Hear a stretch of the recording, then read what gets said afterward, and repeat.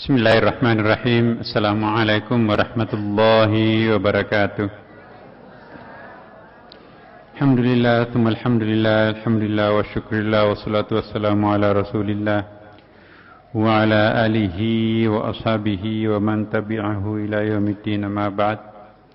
Ibu-ibu dan bapak sekalian yang dimuliakan, yang dicintai, disayangi, dirindukan Allah Subhanahu wa ta'ala, marilah pada malam Jumat yang berkah ini kita membuka pengajian tasawuf kita dengan memohon kiranya Allah membukakan rahasianya sedikit demi sedikit, dan sehingga kita memperoleh ma'rifah. Ketahuilah bahwa ma'rifah ini adalah jalan pintas untuk lebih cepat sampai kepada Allah Subhanahu wa ta'ala. Ala hadhihi niyyah wa ala kulli niyatin salih. Al-Fatihah. أعوذ بالله من الشيطان الرجيم. بسم الله الرحمن الرحيم.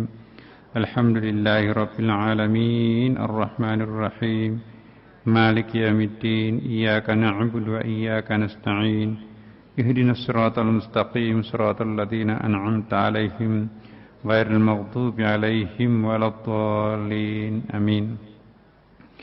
Ibu bapak sekalian, pada pertemuan kita yang lalu kita berusaha untuk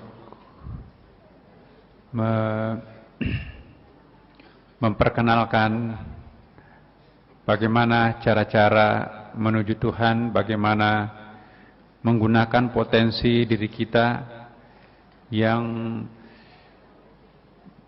pernah kita bahas, bahwa di dalam diri kita itu sesungguhnya ada potensi tumbuh-tumbuhan, makan, memelihara, berkembang. Ada juga potensi hewan kita yang merasa, punya imajinasi, dan tentu juga sebagai manusia bertambah lagi ada akal praktis. Akal praktis ini nanti mungkin pertemuan mudah-mudahan ya 2-3 bulan akan datang, kalau masih diberikan umur panjang, kita akan bahas apa yang dimaksud akal praktis ini. Saya ingin mampir sejenak Bapak Ibu sekalian untuk menjelaskan apa yang minggu lalu mungkin terpotong oleh waktu. Nah ini, mari kita mengenali diri kita sendiri.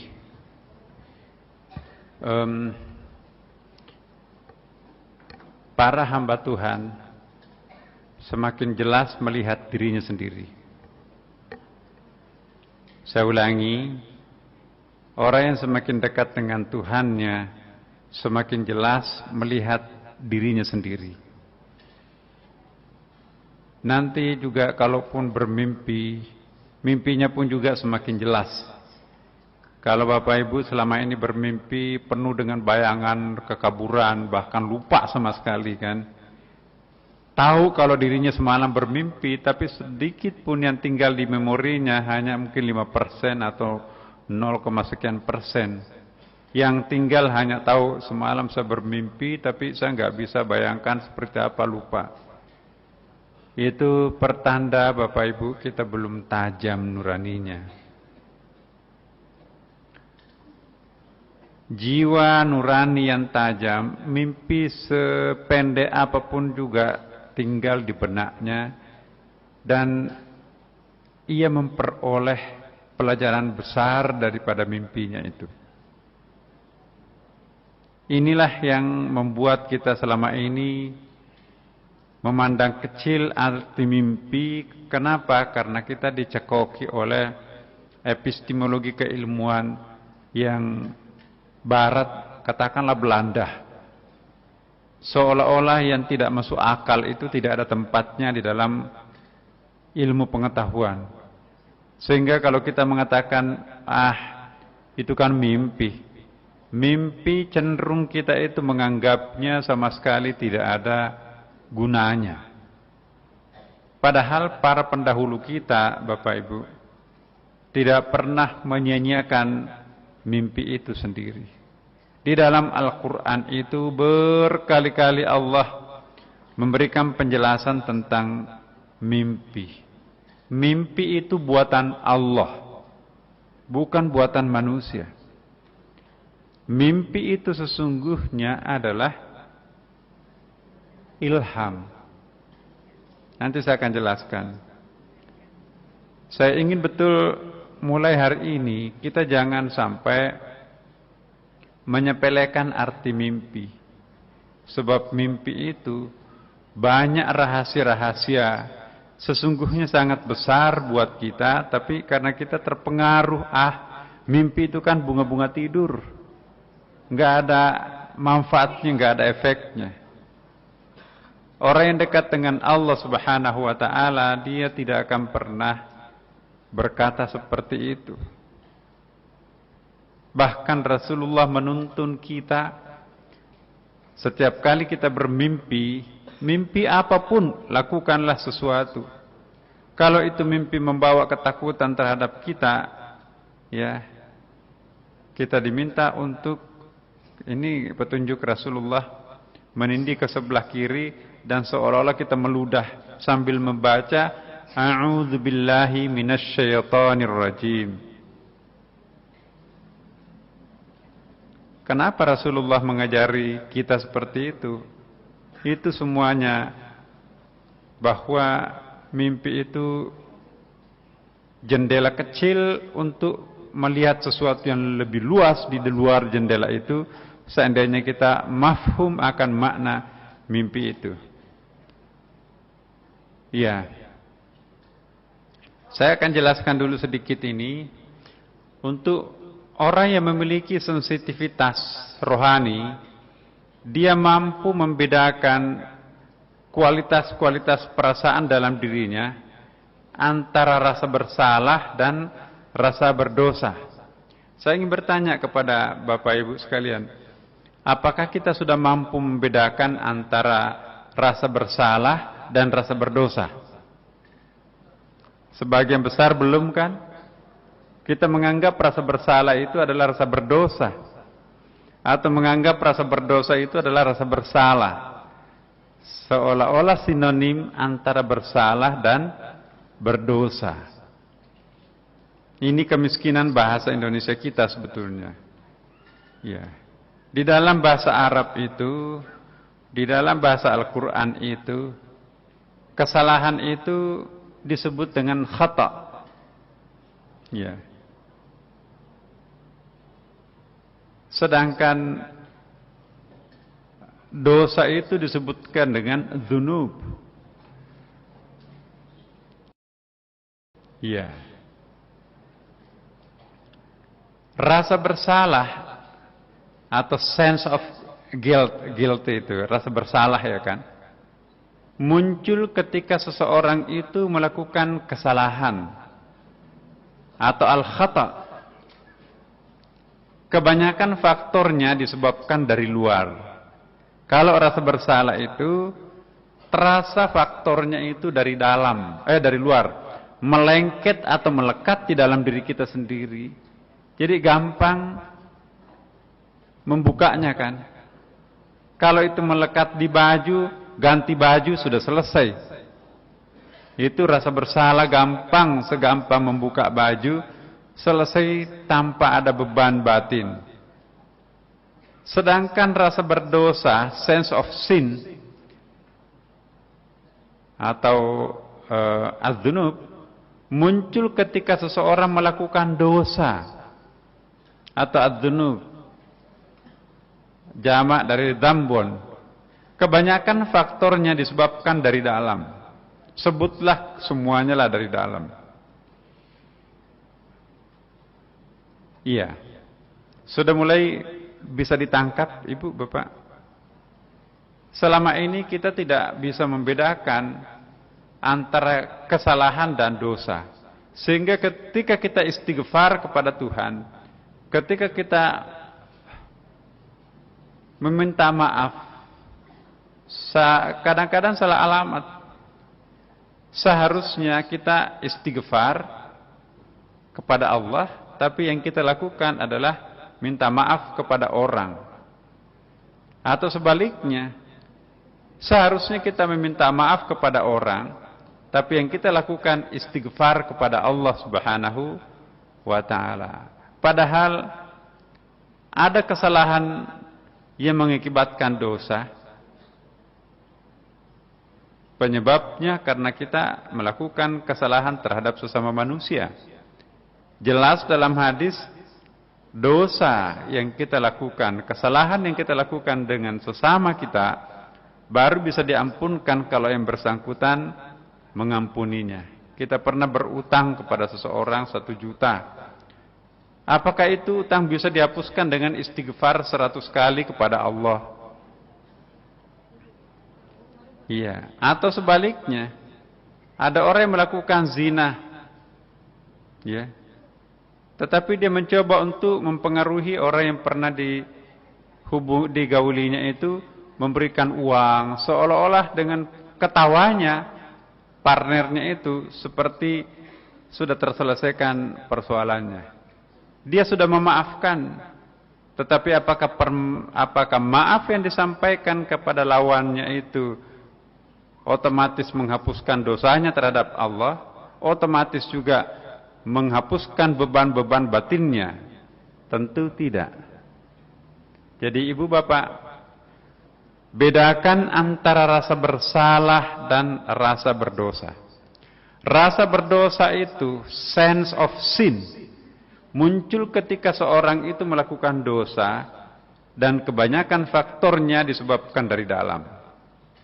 Sampai di sini bisa dirasa-rasa perbedaannya Bapak Ibu. Sekian lama kita berumur panjang seperti ini, belum bisa memetakan mana perasaan bersalah, mana perasaan berdosa, mana khata dan mana dzunub di dalam diri kita sendiri. Padahal pemecahannya berbeda. Bagaimana menanggulangi akibat daripada khata itu tidak mesti harus sama atau tidak identik dengan persoalan yang dilakukan karena dzunub. Iya. Sampai di sini bisa jelas Bu ya. Saya lanjutkan. Ini bisa membantu kita. Rasa bersalah, contohnya begini. Saya telah melakukan kesalahan. Iya. Kesannya itu tidak terasa mendalam dan cenderung membela diri kan. Kita berusaha untuk mencari logika. Logika kita itu adalah pengacara kita untuk membenarkan apa yang pernah kita lakukan. Meskipun nyata-nyata itu salah, tapi selalu muncul dalam pikiran kita pembelaan diri. Iya, dia sih penyebabnya. Saya kan cuma menanggapi. Kalau dia tidak melakukan seperti itu, kami tidak melakukan itu. Jadi ada kecenderungan untuk membela diri di situ. Sehingga dengan demikian rasa bersalah itu cenderung menempel dari luar. Sedangkan rasa berdosa muncul dari kata-kata seperti ini. Saya bersalah. Beda kan Bapak Ibu? Nah, saya bersalah dengan saya telah melakukan kesalahan. Iya. I have done. Apa itu? Titik-titik. Saya telah melakukan kesalahan. Sedangkan yang kedua, I am wrong gitu ya. Saya salah. Jadi saya telah melakukan kesalahan dan saya bersalah. Itu beda. Contohnya,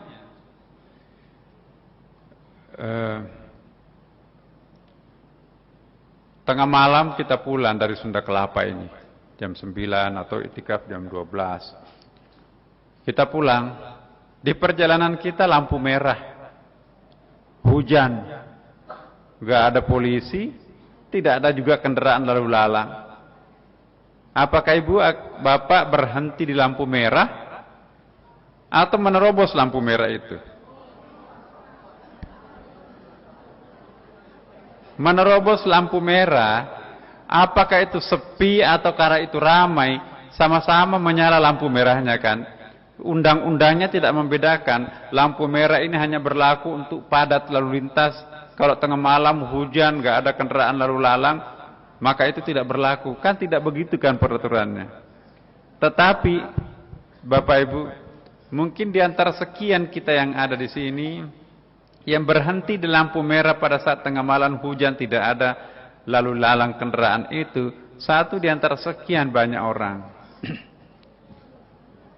Sepi di situ. Bandingkan Bapak Ibu, misalnya bulan suci Ramadan, sepi juga. Orang semua anak-anak pergi ke kantor, ke rumahnya, ke sekolahnya, suami pergi ke kantor, sendirian ibu di rumah, kulkasnya penuh. Padahal puasa kan. Siapa yang bisa sweeping di situ? Kalau Bapak Ibu makan minum pura-pura di situ. Nah, sama-sama sepi. Kenapa Ibu tidak makan sendiri di rumah? Isi kulkas itu lengkap. Tetapi di tengah jalan lampu merah itu kok bisa rasa bersalah. Misalnya saya mengatakan, saya telah melakukan kesalahan. Kenapa melanggar lampu merah? Kapan? Tadi malam jam 1. Kenapa melanggar? Hujan-hujan. Yang kedua nggak ada orang lalu lalang. Yang ketiga juga saya takut jangan-jangan di situ ada perampok. Jadi segala macam yang digunakan rasio kita itu untuk memaafkan kesalahan kita itu. Iya kan? Tapi kalau rasa berdosa Bapak Ibu, saya bersalah, langsung di dalam batin kita itu juga bunyi saya bersalah. Kesannya sangat mendalam mengakui kesalahan itu. Mulut tidak bisa memaafkan dosa itu, tapi kalau kesalahan bisa direkayasa sehingga kita menjadi tidak salah. Nah, sampai di sini jelas Bu ya, Bapak. Rasa bersalah mudah ditutupi, rasa berdosa sulit untuk ditutupi. Kenapa? Karena rasa bersalah itu akal punya kemampuan membela kita. Sedangkan dosa, akal tidak sanggup untuk membela kita. Kenapa? Akal itu mencoba untuk mengelabui orang lain. Sedangkan akal tidak sanggup mengelabui Tuhan yang Maha Tahu. Iya kan Bu, Bapak? Rasa bersalah membebani tidak terlalu lama. Paling 2 hari setelah melanggar lampu merah itu, udah terlupakan, itu nggak ada di memori kita yang tersimpan sedikit pun.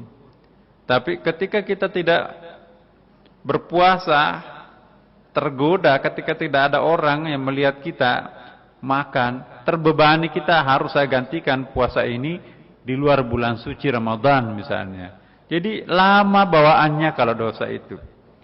Mungkin kesalahan besar gampang dilupakan, tapi dosa kecil lama untuk dilupakan. Ini bedanya antara dosa dengan kesalahan. Iya. Rasa bersalah mudah diselesaikan. Kepada orang lain misalnya, kita minta maaf. Ya. Saya membicarakan aib kamu kemarin, mohon dimaafkan. Ya. Sama, saya juga sering mengucapkan aibnya orang lain. Kita kembalikan pada Tuhan. Itu selesai persoalan. Tapi kalau rasa berdosa, sulit untuk diselesaikan. Karena Tuhan tidak bisa diajak omong. Tuhan tidak bisa didekati tempatnya di mana. Barang yang kita ambil bisa dikembalikan. Ini saya ambil, maaf. Tapi kalau Tuhan kita berdosa, tempatnya di mana? Tempat untuk menemui Tuhan di mana itu sulit itu. Karena itu rasa berdosa itu lebih melekat pada diri seseorang ketimbang rasa bersalah itu sendiri. Ya.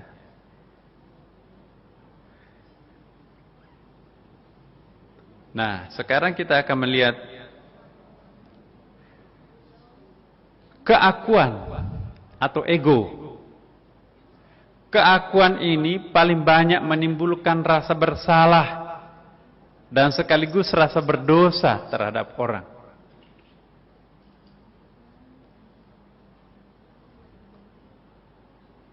Coba kita sadar, Bu, Bapak. Keakuan kita itulah yang membuat kita itu melakukan pekerjaan pelanggaran. Hanya lantaran teman-teman kita atau tetangga kita tuh beli mobil atau beli perabotan baru, kita nggak mau kalah. Masa bawahan beli kita nggak beli? Apalagi diprovokasi oleh istrinya kan. Terpaksa jebol deposito, tabungan, itu pun juga belum selesai. Masih kurang sedikit. Maka terpaksa yang sedikit itu dipakai ngambil haknya orang lain. Korup jadinya nantinya. Jadi keakuan itu, Ibu, Bapak, berpotensi untuk selalu mengajak orang itu bersalah dan sekaligus juga untuk berdosa. Ya. Makanya itu para sufi mengatakan begini, selagi aku mengaku, selagi itu pula aku merasa berdosa. Jadi para sufi, kesalahan itu dianggapnya sebagai dosa. Orang awam, dosa lain, kesalahan lain. Iya. Bahkan dosa-dosa sangat ringan pun dianggap sebagai dosa besar. Apa maksudnya? Dosa ringan dianggap sebagai dosa kecil.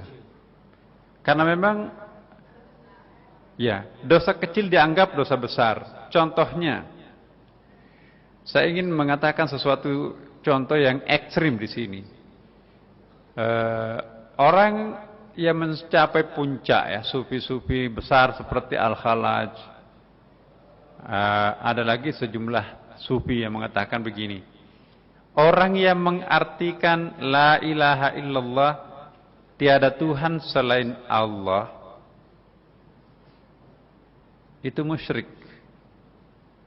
Padahal kita yang awam mengatakan orang yang menyembah Tuhan selain Allah itulah yang musyrik. Ternyata cara mengartikan dan cara memahami konsep la ilaha illallah itu berbeda antara orang awam dan para arifin. Dia mengartikan la ilaha artinya tiada wujud. Ya. Illallah selain dia. Yang maha wujud itu sesungguhnya ialah hanya dia. Lantas siapa tumbuh-tumbuhan ini, siapa pepohonan ini, bahkan siapa diri ini, itu menurut para sufi yang sangat tinggi makamnya, menganggap bahwa ini adalah tajallinya Allah subhanahu wa ta'ala. Ini adalah penampakannya Allah dalam sisi yang lain. Tapi kita susah untuk memahaminya seperti itu. Ya. Saya harus hati-hati di sini. Saya yakin ibu, bapak yang mengikuti pengantar sekian lama ini nanti akan hati-hati juga di sini. Tapi jangan khawatir bapak ibu. Kalau kita berusaha untuk mendalami dirinya, kalaupun salah dapat pahala 1. Kalau benar dapat pahala 2. Dan Tuhan Maha tahu, hambaku yang di bawah ini tidak mungkin akan meninggalkan rumahnya jauh-jauh, hujan-hujan, hanya untuk mencari pengingkaran terhadap diriku. Dia datang jauh-jauh ke Sunda Kelapa hanya untuk mencari ma'rifah terhadapku. Hanya dia salah alamat, atau mungkin dia kurang ngerti. Jadi Allah memberikan pahala. Allah itu tidak egois seperti kita. Pokoknya kalau nggak perfect nggak mau. Tuhan juga tahu kalau pengetahuan kita itu cetek kesedikit. Nah, jadi Bapak Ibu, la ilaha, tidak ada wujud selain hanya wujudnya, illallah. Jadi kalau menurut dia, Al-Khalaj, la ilaha kalau kita artikan tidak ada Tuhan, Misalnya siapapun mau dipertuhankan, Tuhan pohon, Tuhan gunung, Tuhan macam-macam, bahkan Tuhan nafsu, Tuhan siapapun juga, maka itu adalah musyrik untuk orang kita kan. Tapi kalau dia ya justru mengakui adanya wujud lain selain wujud Allah, itu ada dualisme di situ. Dualisme adalah musyrik. Ya kan? Pengakuan terhadap adanya aku dan di satu sisi adalah dia sang pencipta, itu membatasi kemutlakannya Allah Subhanahu wa ta'ala. Allah itu maha mutlak. Apakah yang maha mutlak itu berbagi ruangan dengan yang lain? Tidak bisa disebut sesuatu itu maha mutlak kalau masih ada berbagi dengan waktu dan tempat dengan orang lain. Bukankah Allah Subhanahu wa ta'ala itu huwal awwal wal akhir? Dia yang sejak azali maupun juga yang tanpa akhir. Dia juga semua yang maha zahir, yang fisik ini, dan dia juga yang maha batin. Itu yang namanya mutlak. Maha mutlak. Bukanlah maha mutlak itu kalau masih ada ruang khusus yang bukan dirinya sendiri. Sampai di sini jelas, Bapak? Sehingga dengan demikian para sufi tidak mau mengklaim dirinya itu adalah aku dan di sisi lain itu ada Tuhan. Itu membatasi kemahamutlakannya Allah Subhanahu wa ta'ala. Makanya itu diartikan la ilaha, tidak ada wujud illallah selain Allah. Siapa masjid ini? Siapa pohon ini? Dan siapa yang bisa dilihat mata ini? Siapa yang tidak bisa dilihat oleh mata ini? Siapa yang bisa didengar oleh telinga ini? Siapa yang sangat halus sampai tidak bisa didengarkan oleh gendang telinga kita ini? Maka itu semuanya adalah appearance-nya, tajallinya, penampakannya dalam bentuk lain, Allah Subhanahu wa ta'ala. Karena itu adalah lahu kufuwan ahad, penuh semua ruangan ini. Itulah yang disebut dengan yang maha mencakupi semuanya, maha mutlak kan. Kalau disebut maha mutlak, maka tidak boleh sekecil apapun yang bukan dirinya di situ. Dengan demikian, la ilaha, tidak ada wujud selain Allah. Nah, di sini kita bingung. Loh, kalau begitu siapa yang menyembah, siapa yang disembah? Pertanyaan kita, loh, kalau begitu siapa gelas ini? Nah, kita kembali lagi. Runutlah kita ke belakang. Ada hadis Nabi kan, tadinya Allah sendirian, ahad. Tapi karena dia ingin melihat dirinya sendiri, maka dia menjadi wahid. Wahidun di situ, di al-ayanu tsabita di situ. Maka di situ ada sifat di situ, ada asma, nama-nama di situ. Dengan adanya sifat dan dengan adanya nama, itu menuntut adanya penjabaran. Namanya Allah adalah Al-Khaliq, Maha Pencipta. Bagaimana bisa disebut Maha Pencipta kalau tidak ada ciptaannya? Maka diciptakanlah alam ini. Alam itu diciptakan dari mana? Dari dirinya sendiri. Dengan demikian alam ini siapa? Alam itu kan artinya tanda. Tandanya siapa? Tandanya Allah. Alamat ini siapa? Alamatnya Allah. Sama dengan nama. Namanya ini siapa? Yang punya nama siapa? Yang dinamai siapa?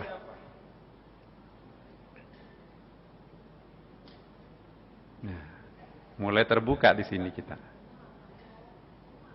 Kalau begitu, gimana? Mohon maaf Bapak Ibu sekalian. Ya. Terus, la ilaha illallah. Dengan demikian, Allah Subhanahu wa ta'ala itu dalam konsep tasawuf itu bukan sesuatu yang maha jauh, tidak tahu tempatnya entah di mana, tapi meneropong kita dari jarak jauh segala perbuatan kecil dan besar yang kita lakukan. Iya kan? Allah tidak transenden seperti pemahamannya para teolog, ilmu kalam. Termasuk juga, mohon maaf, fuqaha, ahli fikih, ulama fikih. Tetapi dalam konsep tasawuf itu, Tuhan itu digambarkan di dalam Al-Quran, ana aqrabu ilaihi min hablil warid. Aku itu lebih dekat daripada urat nadi kalian, tulang tenggorokan kalian. Bagaimana itu?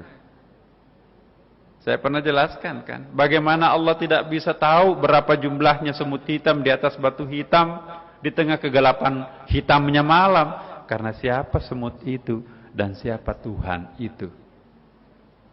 Allah tahu jumlah bilangan pasir di pantai. Bagaimana dia tidak tahu? Karena siapa pasir itu, siapa Tuhan itu. Apakah pasir itu Tuhan? Apakah semut itu Tuhan? Jawabannya tidak dan iya. Tidak, karena itu adalah efek keberadaan Tuhan.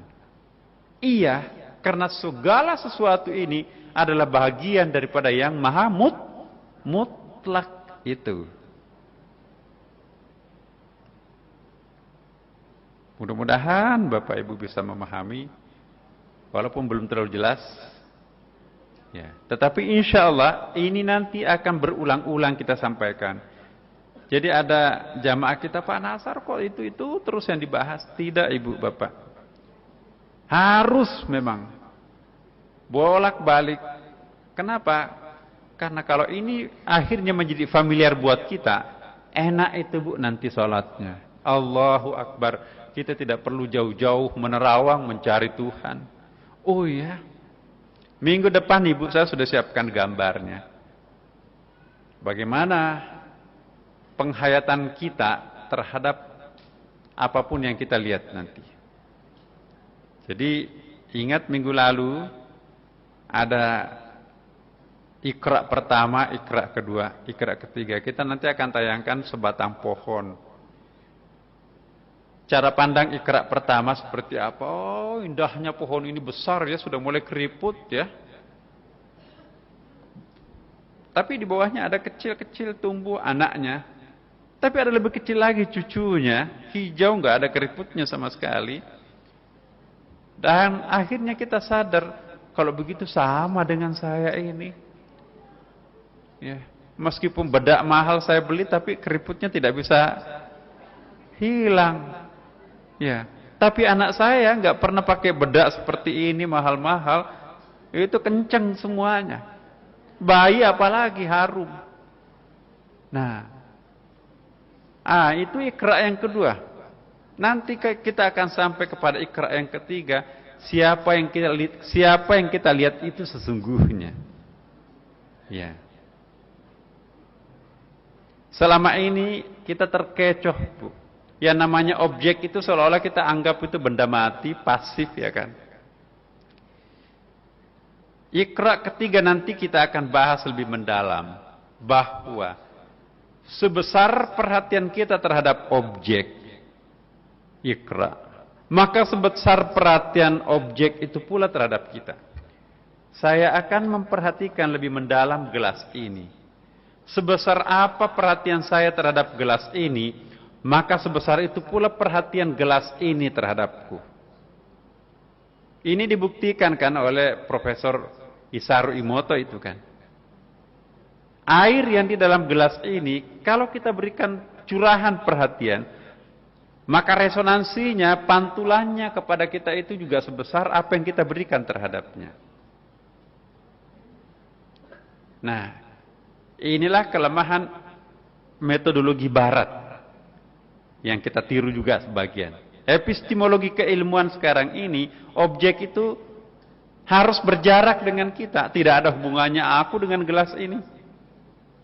Tetapi kalau ilmu tasawuf, antara aku dengan gelas ini adalah satu kesatuan yang tak terpisahkan.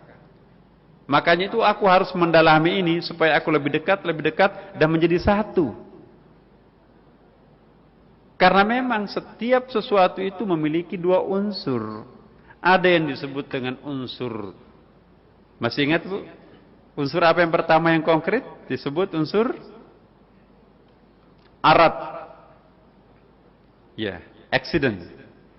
Unsur yang abstraknya itu, yang tidak terlihat itu disebut apa? Jauhar. The substance. Lupa.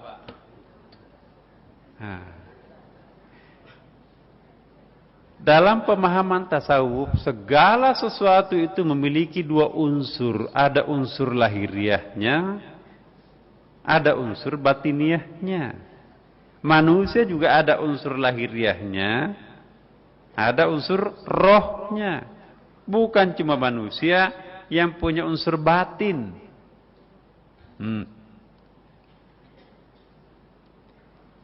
Jadi kalau kita mempelajari gelas ini, membaca gelas ini, lambat laun nanti unsur substansi, substance, jauharnya gelas ini dan juga air di dalamnya itu bersentuhan rasa dengan jauharnya aku di sini dan jauharnya ini, maka terjadilah persahabatan, persaudaraan kental. Ya. Segala sesuatu yang berasal dari yang satu akan saling cari untuk menyatu kembali. Saya pernah mencontohkan, bagaimana mungkin ibu tidak merindukan anaknya. Sekalipun mohon maaf, anak itu cacat, tidak punya kaki, tidak punya tangan, hanya punya kepala dan badan. Apakah ibu benci anak itu? Iya. Macam-macam pembenaran, anak ini cacat tapi rezekinya banyak. Semenjak aku lahirkan tidak pernah aku menderita secara fisik. Ekonomi juga bagus. Anak cacat ini membawa rahmat. Dan memang mungkin iya, karena doa orang spesial seperti itu makbul. Bukan hanya itu, tapi ibu menganggap anak itu adalah bagian dari darah dagingnya. Bapak juga, bukan hanya ibu. Ya. Semua orang mengatakan no terhadap anak itu. Tapi ibunya, bapaknya, yes. Apapun kamu anakku, sekalipun kamu teroris, sekalipun kamu pencuri, sekalipun kamu perampok. Apakah seorang anak yang pernah keluar dari rahim ibu, tersungkur di hadapannya, meraung meratap, memohon ampun, bersumpah demi Allah, ibu saya tidak akan melakukan perbuatan itu sekali lagi, ampuni saya. Maukah ibu menendang anak itu pergi dari rumah ini? Tidak. Ingat, Allah lebih mencintai hambanya ketimbang seorang ibu mencintai anaknya. Kita dari mana ibu? Wa nafakhtu fihi min ruhi, lalu aku tiupkan ke dalamnya rohku, kata Quran. Berarti ada unsur lahut Tuhan di dalam diri kita kan. Seperti ibu juga menganggap anak itu darah dagingnya sendiri. Nah Allah lebih mencintai hambanya, kita ini, ketimbang ibu mencintai anaknya sendiri. Jadi sangat pemurah Allah. Siapa yang datang kepadaku, kata Allah, dalam keadaan berjalan, aku akan datang kepadanya berlari. Siapa yang mendekati aku satu jengkal, aku akan mendekatinya satu siku. Siapa yang mendekatiku satu depa, aku akan mendekatinya lebih dari itu. Ya. Tidak ada yang bisa menghalangi aku jika aku akan memaafkan hambaku. Hambaku itu adalah kekasihku. Allah menciptakan kita dengan cinta, bukan karena dendam. Meskipun sifatnya Allah Al-Muntaqim, Maha Pendendam, tetapi yang selalu dominan diperkenalkan kepada kita Ar-Rahman, Ar-Rahim. Iya. La taqnatu min rahmatillah, kata Allah, jangan putus asa terhadap rahmatku. Jadi ibu, bapak, semakin kita memperhatikan gelas ini, maka semakin cinta gelas ini terhadap kita. Semakin kita khusyuk terhadap Tuhan, semakin cinta Tuhan itu terhadap kita sendiri. Ya. Kalau ada yang masuk neraka, itu berarti orang itu memang yang minta neraka. Berkali-kali Allah mengatakan wallahu ghafurur rahim, Allah Maha Pengampun, Maha Penyayang. Iya. Riyadhus Shalihin itu hadis-hadis pilihan Bukhari Muslim. Sudah membunuh 99 orang, tambah satu lagi Pak Kiai, masih diampuni oleh Allah hanya karena satu langkah lebih dekat kepada ulama tempat pertobatannya. Saya kira insya Allah kita lebih baik daripada penjahat itu. Yang itu dimaafkan Tuhan, apatah lagi kita. Innallaha kana fi auni abdi, Allah itu memihak pada keyakinan hambanya. Kalau kita yakin Allah Maha Pemaaf memaafkan kita, maka Allah sudah memaafkan kita. Tapi harus sungguh-sungguh ini bunyi hati kita di sini. Jangan mengelabui Tuhan. Tidak bisa dikelabui. Jadi keakuan paling banyak menimbulkan rasa bersalah dan rasa berdosa. Makanya itu Ibu, Bapak, kalau ingin tidak akan mengumpul dosa, hilangkan keakuannya itu. Yang membuat kita itu gengsi apa? Ego kan? Aku kita.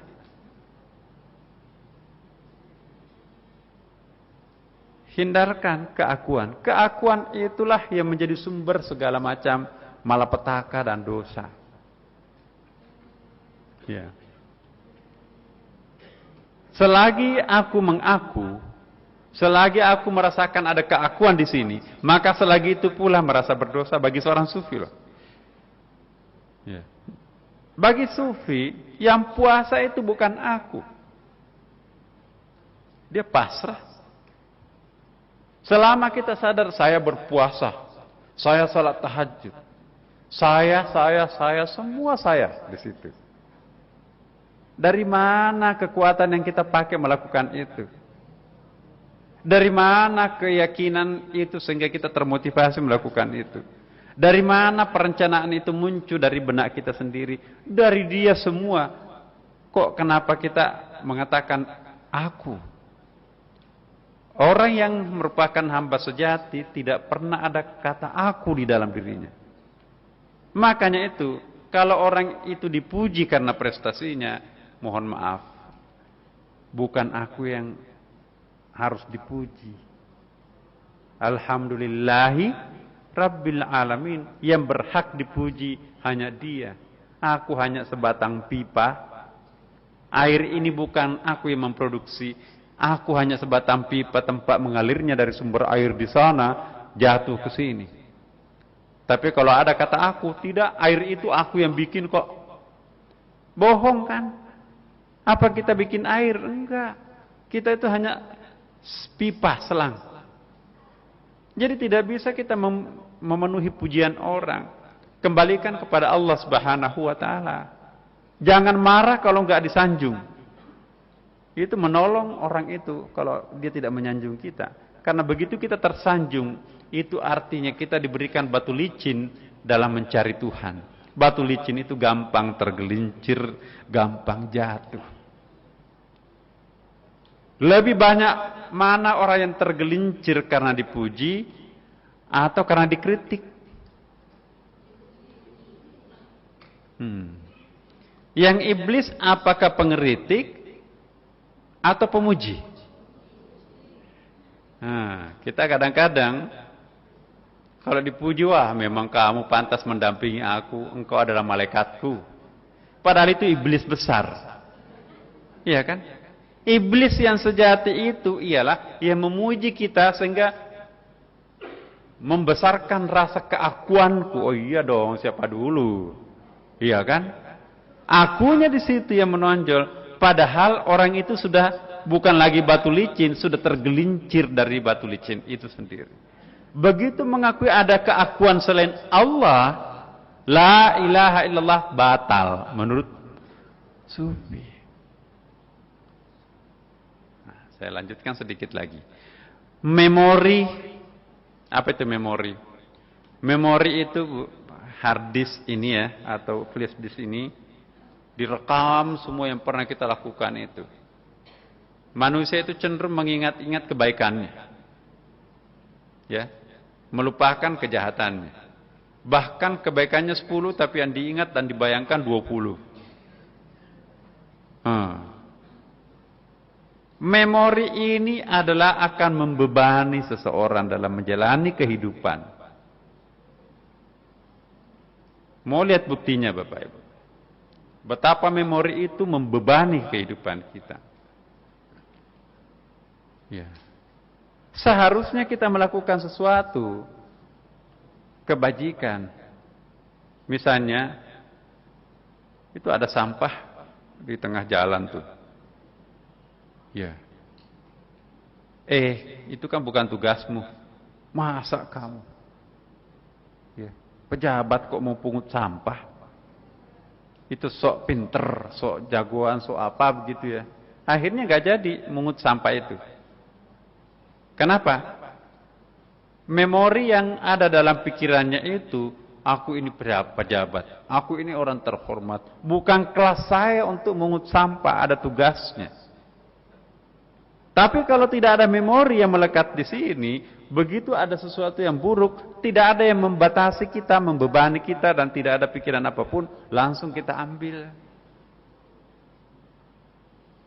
Iya. Kalau dia melakukan kesalahan misalnya, Masya Allah, langsung gila. Kenapa dia menjadi gila? Memori, dia ingat, aku ini kan dulu tokoh, aku kan ini anaknya siapa? Aku kan saudaranya si A, si B. Pendidikanku kan hebat, aku kan suka ini, aku kan ustadz, aku kan macam-macam. Jadi begitu dia dipublikasi, hancur sehancur-hancur lulu hatinya orang itu. Kenapa? Hancur karena dia ditindis, digilas oleh memorinya sendiri. Coba kalau kita tidak punya memori, Bapak Ibu, semua yang kita lakukan lillahi ta'ala tidak singgah di memori kita sendiri. Kita lupa kebajikan, kita lupa kita ini siapa. Ya. Orang yang tidak terbebani memori, dia tidak akan berpikir sampai 10, 20, 100 tahun akan datang. Ada perencanaan, tetapi bukan perencanaan itu yang menyandera dirinya sendiri. Apa yang harus saya lakukan sekarang ini? That's it. Pendek sekali pikirannya. Makanya itu Bapak Ibu sekalian, anak-anak itu, nah, kita perlu menjadi anak-anak kembali. Dalam pengertian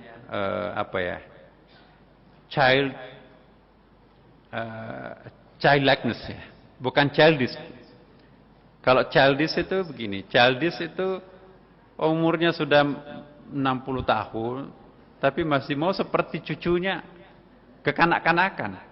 Jadi childish, umur biologisnya itu sudah 60 tahun, tapi umur spiritualnya masih belum balik.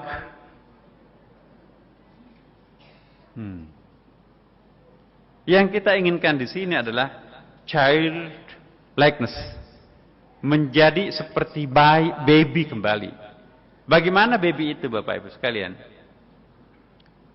Coba kita lihat. Baby itu, atau katakanlah as-sabi, bayi itu, baru keluar dari Tuhan ya. Baru keluar dari pabrik, kira-kira seperti itu. Ciri-cirinya bayi itu gimana? Harum enggak? Harum ya. Dari mana dapat parfum harum seperti itu? Apa dari rahim ibunya? Enggak tuh. Coba cium rahim ibunya. Enggak ada bau seperti itu. Bahkan berdempetan dengan, mohon maaf, isinya WC itu kan. Enggak bau rahim. Ya. Oh, kama qala Nabi SAW, ubun-ubun bayi itu bau surga. Jadi jika ingin mencium baunya surga, ciumlah ubun-ubunnya bayi yang baru lahir itu. Ya. Anak-anak kecil itu bebas dosa. Masih fresh. Iya kan? Belum punya dosa. Belum punya beban pikiran. Minggu depan saya akan jelaskan, kita itu punya 3 macam kelahiran. Kita 3 kali lahir. Lahir sebagai makhluk biologis, lahir sebagai makhluk psikologis, lahir sebagai makhluk spiritual. Ini penjelasannya minggu depan, belum minggu depan. Minggu berikutnya lah. Ya, ini hanya prolognya saja. Iya. Jadi menjadi bayi itu bukan hanya harum Bapak Ibu. Kita tidak punya dosa. Makanya itu bayi itu bebas syariah. Kalau ingin bebas syariah, jadi bayi. Ini kaget kan? Oh Pak Nasar kok bebas syariah? Wajib nggak anak kecil itu salat? Wajib nggak bayi itu puasa? Yang wajib itu adalah orang yang akil balik. Kalau orang sudah akil balik 15 tahun, itu sudah punya kartu kredit, bagaimana bayarnya? Itu sudah punya beban budaya, beban sosial. Itu sudah punya pikiran macam-macam. Itu yang perlu syariah itu. Itu yang perlu hukum Islam itu yang perlu Quran dan hadis itu. Selama orang itu baik, tidak perlu syariah. Kenapa kita perlu syariah? Supaya mempertahankan child likeness itu. Mempertahankan kesucian batin kita itu. Dan tidak bisa bersih tanpa melalui syariah. Iya. Anak-anak itu kan simpel. Tapi makin hari juga makin. Coba kalau cium aja bayi itu. Kalau bayi itu nggak mandi sehari semalam, masih harum. Coba kalau ibunya nggak mandi sehari semalam, bawa apa itu? Apalagi kalau 2 hari kan. Nah, apalagi bapaknya. Nah, jadi dari mana rasa harum itu muncul? Itu bukan dari rahim ibu. Jadi kalau orang itu bersih, insya Allah dalamannya juga bersih. Tapi kalau sudah mulai makan makanan tambahan, entah makanan tambahan itu mungkin juga ada syubhatnya, sudah kotorannya juga sudah mulai bau. Bayi itu kotorannya nggak bau itu, kayak bubur, hanya nggak bisa kita makan. Ya. Iya, jadi itu pikirannya juga sangat simpel. Maka itu semakin baby seorang anak itu, wilayahnya rumahku adalah ayunanku. Iya kan? Coba bayi yang kecil itu rumahnya apa? Jadi rumahku ayunanku. Dia tidak merasa di rumahnya bayi itu kalau dia berada di luar ayunannya atau di kereta-keretanya itu. Jadi rumahku keretaku, rumahku ayunanku. Makin besar anak itu, rumahku adalah kamarku. Ya kan? Makin besar, rumahku adalah rumahku. The body of house itu. Makin besar, rumahku adalah kompleks perumahanku, termasuk pekerangannya itu. Seperti kita, rumahku adalah RT RW ku. Ya. Bahkan lebih jauh lagi, rumahku desaku, rumahku negaraku. Rumahku bola dunia ini kan. Karena dia luas sekali tanggung jawabnya, pikirannya dan segala macam. Pasti macam-macam bisa dilakukan. Dia butuh syariah. Kenapa butuh syariah? Sudah mulai bau. Sudah mulai macam-macam. Jadi syariah itu untuk mereka yang perlu syariah. Makanya itu anak kecil itu tidak disebut mukallaf. Ya. Tapi jangan ditarik lebih jauh Bu ya Bapak. Ini bahasa tasawufnya sudah kelapa seperti ini. Mungkin Bapak Ibu baru dengar nih. Tapi hitung, faktanya kan seperti itu. Jadi dia angkat rufi'al qalamu an salasin. Dia angkat pena itu, kewajiban itu kepada 3 kelompok. As-sabi hatta yahtalim, bayi sampai dia akil balik. Menstruasi itu tanda-tanda akil baliknya perempuan. Mimpi basah, tanda-tanda akil baliknya laki-laki. Sebelum itu, insya Allah memang masih bagus kok. Subhanallah Bapak Ibu sekalian. Saya kembali, bahwa memori yang paling banyak membebani pikiran kita. Kenapa kita terlalu banyak kekhawatiran? Itu karena memori. Kita enggak, nanti divonis kita, wah itu kok bisa-bisanya seperti itu. Itu beban-beban memori. Semakin tinggi kelas kita, itu semakin banyak mengoleksi memori, maka semakin takut jatuh orang itu. Tapi kalau memorinya itu dilepaskan kepada Allah semata, kita tawadu. Kalau ibu sudah duduk seperti itu, mau jatuh kemana lagi coba? Orang yang sudah duduk di lantai tidak akan pernah jatuh. Makanya itu tawadu itu artinya melepaskan memori kita. Ya. Latihan untuk melepaskan memori itu adalah sujud. Sujud itu adalah menjatuhkan mahkota paling tinggi kita, kepala ini, jatuh ke tempat yang paling di bawah. Nah, inilah dari kata sajadah, sujud, membentuk kata sajidon. Sajidon artinya orang yang sujud. Ciri-ciri orang yang sujud itu adalah sujudon, meletakkan secara penuh kerendahan hati, kebesaran dirinya di hadapan kemuliaan Allah Subhanahu wa ta'ala. Itu disebut dengan sajidon. Baru ada masjid. Masjidon tempat untuk bersujud.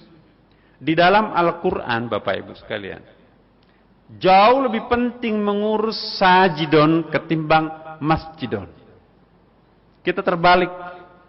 Yang menghabiskan energi segala macam itu bagaimana mengurus masjid. Padahal masjidon itu tempat sujud. Yang lebih penting diperhatikan itu adalah sajidon, orang yang bersujud. Kita jarang memperhatikan sajidnya, yang diurus masjidnya. Banyak memang yang sujud di dalam masjid itu, tapi tidak sujudon. Sujud itu ialah menjatuhkan seluruh keakuan dirinya di hadapan kemahaesaan Allah Subhanahu wa ta'ala. Tidaklah dimaksud sebagai orang yang sajidon, sujud, kalau sudah kepalanya sujud tapi masih tersimpan keakuan dirinya di dalam benaknya. Masih nepuk dada aku. Percuma sujud menurut ulama tasawuf. Begitu kita sujud, maka keakuan itu sudah hilang, memori itu sudah tidak ada. Kalau memori sudah tidak ada, kalau keakuan kita sudah tidak ada, inna salati wa nusuki wa mahyaya wa mamati lillahi, hanya Rabbil Alamin.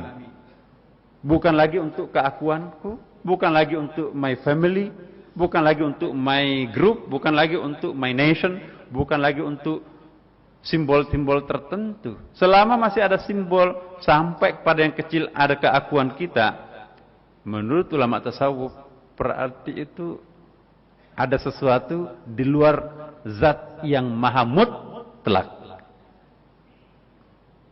Kalau kita segala-galanya hanya Allah Subhanahu wa ta'ala, cuek aja, anjing menggonggong, kafilah tetap berlalu. Yang penting hubunganku dengan Tuhanku, oke. Ya, mau memvonis saya seperti apapun, mau engkau jungkir balik memfitnah kami, tetapi aku dengan Tuhanku. Indah sekali. Daripada selebriti di bumi, enggak ada yang kenal di langit. Mau yang pilih mana itu? Selebriti 5 menit di bumi, tapi sepanjang zaman sampai akhirat tanpa ujung enggak ada yang kenal. Selebriti di langit sepanjang masa, sungguh pun enggak ada yang kenal di dunia. Dunia ini kan tempat persinggahan Bapak Ibu, transit. Makanya disebut dengan alam dunia, tempat transit.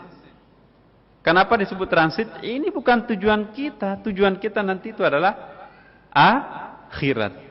Nah, ini saya akan akhiri jam 8, Bu. Sufi semakin bersih memori, semakin ringan menjalani kehidupan.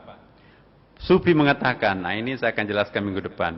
Mengaku melakukan kesalehan, keakuannya merasakan, aku kan sudah saleh aku. Nah, mengaku melakukan kesalehan adalah merupakan spiritual skandal. Baru dengar ada skandal spiritual. Saya akan jelaskan minggu depan what is the spiritual scandal. Selama ini mungkin kita melakukan skandal-skandal spiritual. Jadi skandal itu bukan hanya di sana. Di sini juga ada. Ketika kita bangga melakukan kesalehan, ketaatan, hey, itu akunya yang melakukan, berarti la ilaha illallahnya tidak jernih. Oke, Bapak Ibu sekalian, kita mohon kepada Allah Subhanahu wa taala semoga perjumpaan kita pada malam ini insyaallah membawa ketenangan, ketentraman batin kita, dan semoga Allah memaafkan kalau seandainya malam ini ada kekeliruan yang kita lakukan. Tuhan Maha tahu bahwa tujuan kita adalah ingin lebih mengenali dirinya sendiri.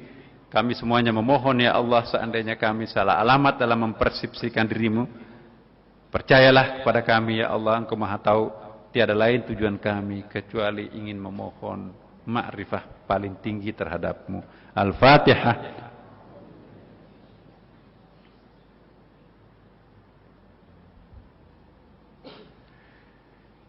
Demikian Bapak Ibu sekalian, semoga ada berkah untuk kita semuanya. Wassalamualaikum warahmatullahi wabarakatuh.